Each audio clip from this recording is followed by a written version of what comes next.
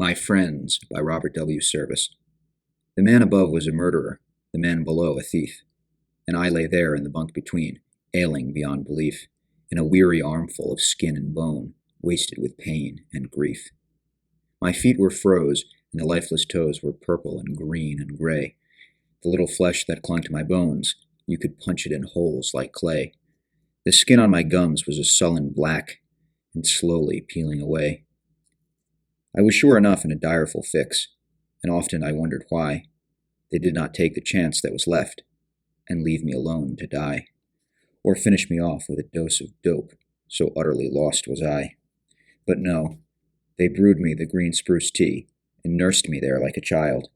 And the homicide, he was good to me, and bathed my sores and smiled. And the thief, he starved that I might be fed, and his eyes were kind and mild.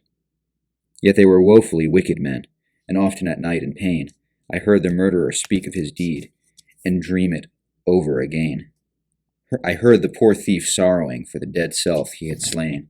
I'll never forget that bitter dawn, so evil, askew, and gray, when they wrapped me round in the skins of beasts, and they bore me to a sleigh, and we started out with the nearest post, 100 miles away.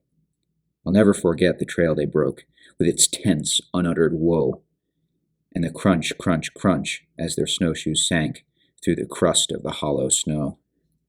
And my breath would fail, and every beat of my heart was like a blow.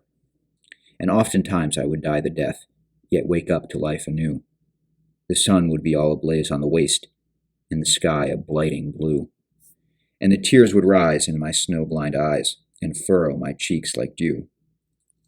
And the camps we made, when their strength outplayed, and the day was pinched and wan. And oh, the joy of that blessed halt, and how I did dread the dawn. And how I hated the weary men who rose and dragged me on. And oh, how I begged to rest, the snow was so sweet a shroud. And oh, how I cried when they urged me on, cried and cursed them aloud. Yet on they strained, all racked and pained, and sorely their backs were bowed. And then it was all like a lurid dream, and I prayed for a swift release from the ruthless ones who would not leave me to die alone in peace, till I wakened up, and I found myself at the post of the mounted police.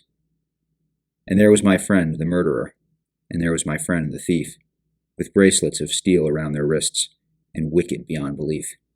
But when they come to God's judgment seat, may I be allowed the brief.